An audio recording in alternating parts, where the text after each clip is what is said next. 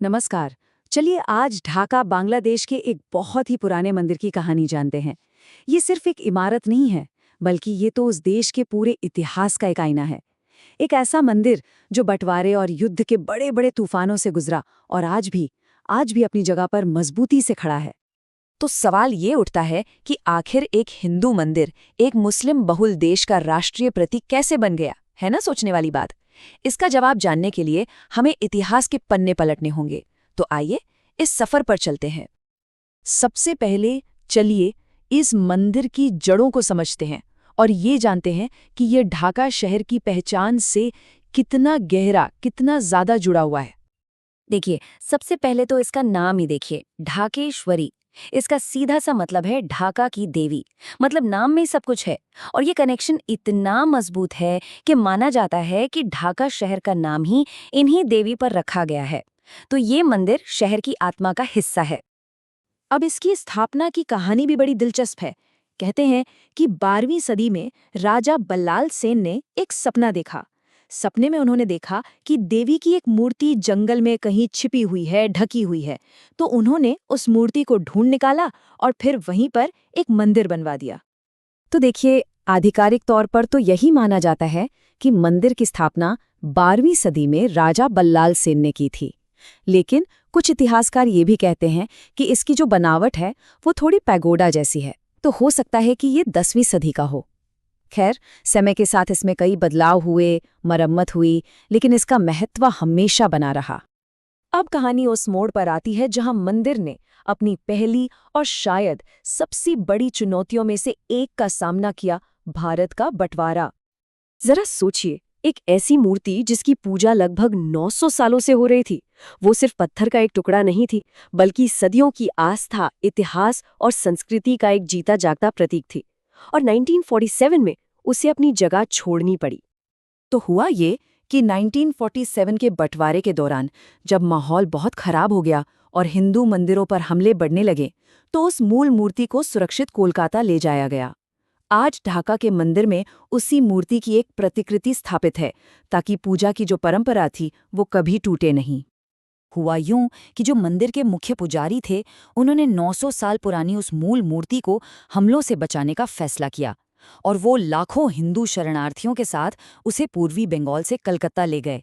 ये सिर्फ एक मूर्ति का सफर नहीं था, ये उस दौर में हुए एक बहुत बड़े मानवीय विस्थापन की एक दर्दनाक कहानी का हिस्सा था।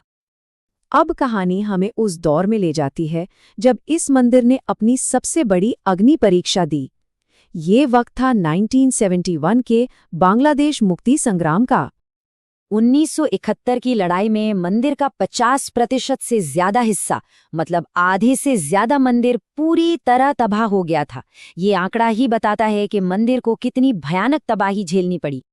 पाकिस्तानी सेना ने मंदिर के मुख्य पूजा हॉल पर कब्जा कर लिया और उसे अपने गोला बारूद का गोदाम बना दिया। इतना ही नहीं, मंदिर के कई सेवादारों को मार डाला गया। उसी दौरान पास का एक और बड़ा मंदिर, रमना काली मंदिर, भी नष्ट कर दिया गया। और इसके बाद ढाकेश्वरी मंदिर ही बांग्लादेश में हिंदुओं का सबसे अहम पूजा स्थल बन गया। लेकिन कहते हैं ना, हर विनाश के बाद निर्माण का एक नया दौर आता है। अब हम देखेंगे कि कैसे ये मंदिर राख से उठकर एक नए और बहुत ही अनोखे मुकाम तक पहुंचा। तो देखिए, 1988 में जब इस्लाम को बांग्लादेश का राजकीय धर्म घोषित किया गया, तो हिंदू समुदाय ने अपने मुख्य पूजा स्थल के लिए एक आधिकारिक मान्यता की मांग शुरू की। कई सालों तक अभियान चला और आखिरकार 1996 में सरकार ने ढाकेश्वरी मंदिर को राष्ट्रीय मंदिर का दर्जा दे दिया। तो ये जातीय मंदिर या राष्ट्रीय मंदिर का असल में मतलब क्या है? इसका मतलब है कि ये अब सरकार के स्वामित्व वाला एक मंदिर है, जिसे देश में हिंदू संस्कृति और पूजा के मुख्य केंद्र के तौर पर आधिकारिक मान्यता मिली हुई है। अब इस दर्जे के साथ कुछ विशेषाधिकार आए तो कुछ जिम्मेदारियां भी आईं। मंदिर को सरकारी संरक्षण मिला, लेकिन साथ ही राष्ट्रीय प्रतीकों का सम्मान करना और राष्ट्रीय छुट्टियों पर खास प्रार्थना आयोजित करना भी इसकी जिम्मेदारी बन गई। और यही बात इस पूरी कहानी को सबसे अलग बनाती है।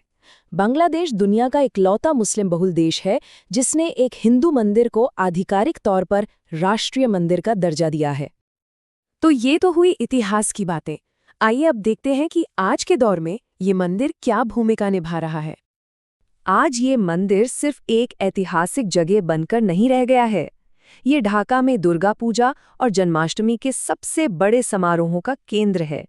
यहाँ संगीत, charity drive, blood donation camp जैसे कई कार्यक्रम होते हैं और त्योहारों पर तो देश के राष्ट्रपति और प्रधानमंत्री तक यहाँ आते हैं। ये सचमुच में देश की सांस्कृतिक जिंदगी का एक बहुत अहम हिस्सा है। तो एक राजा के सपने से शुरू हुआ ये सफर बंटवारे का दर्द, युद्ध की तबाही झेलते हुए आज एक राष्ट्रीय प्रतीक तक पहुंचा है।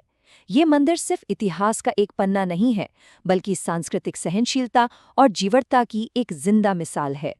तो आखिर में सवाल उठता है कि विनाश के कगार से उठकर एक राष्ट्रीय प्रतीक बनने तक का इस मंदिर का सफर ये हमें पहचान, साथ मिलकर रहने की कला और मुश्किल से मुश्किल हालात में भी टिके रहने की इंसानी हिम्मत के बारे में क्या सिखाता है।